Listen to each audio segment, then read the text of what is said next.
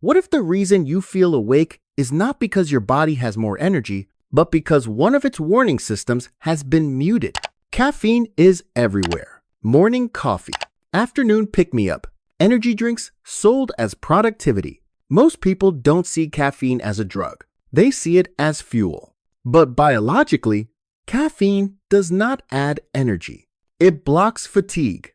Imagine a smoke alarm that never stops chirping. Instead of fixing the fire, you remove the battery. The noise disappears. The danger does not. This video is not about quitting coffee. It is not advice, and it is not moral judgment. It is about what happens inside the body when a signal meant to protect you is silenced every day. Because caffeine does not push the system forward. It tells the system to stop complaining. Reframing caffeine. Biology, not habit. Fatigue is not weakness. It is information. At the cellular level, tiredness builds as adenosine accumulates in the brain.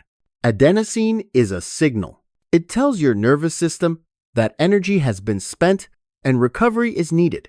Caffeine does not remove adenosine. It blocks the receptors that detect it. The message is still there. You just can't hear it. From the outside, you feel alert.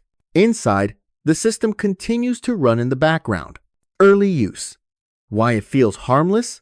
In the short term, caffeine feels helpful. Reaction time improves. Mood lifts. Focus sharpens. Nothing appears to break. But this is not because the body is stronger. It is because the nervous system has been chemically encouraged to ignore fatigue.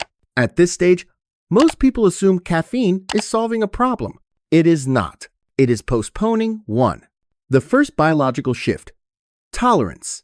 With regular use, the brain adapts. To compensate for blocked adenosine receptors, the brain creates more of them. This is tolerance. The same cup of coffee now does less, so the dose increases. More caffeine is needed to block a larger number of receptors. Alertness returns, but only temporarily, and something else begins to change. Baseline energy drops. Without caffeine, fatigue feels heavier than it did before, not because you are weaker, but because the system has recalibrated around the drug. Retention peak. The core paradox. Here is the paradox most people never hear. While caffeine makes the mind feel sharper, the body becomes less rested. Sleep pressure is delayed, not removed.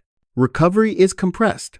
Stress hormones rise to compensate. The brain feels productive. The nervous system remains activated. While you feel awake, the system is quietly borrowing energy from tomorrow. Daily use. From stimulation to strain.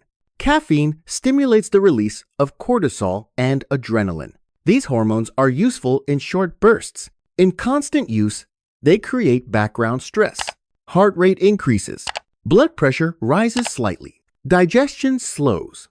Sleep quality degrades, even if total sleep time appears normal. This is not dramatic damage. It is cumulative. The problem is not coffee itself. It is the loss of off-ramps. The body never fully powers down. Why withdrawal feels so bad? When caffeine is removed, adenosine floods its receptors. Headaches, brain fog, irritability, heavy fatigue. This feels like failure. It is not. It is the nervous system regaining sensation. The discomfort is not damage. It is feedback returning after being suppressed. Silent damage. What builds over time? Chronic caffeine dependence is not defined by how much you drink. It is defined by what your body can no longer do without it. Wake naturally. Focus calmly. Recover fully.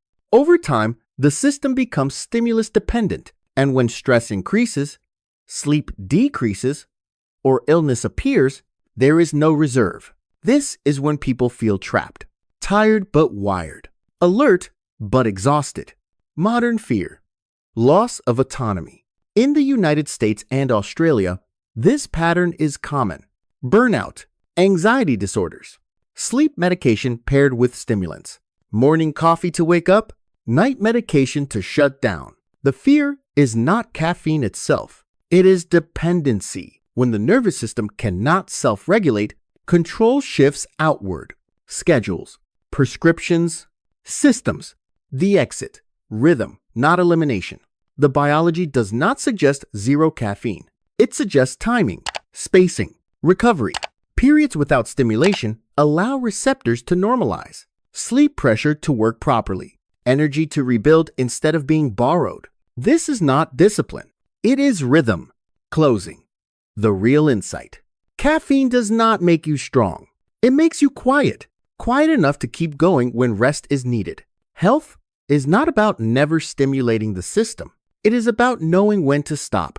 Understanding this does not tell you what to drink. It tells you what your body has been trying to say. And once you can hear the signal again, choice returns.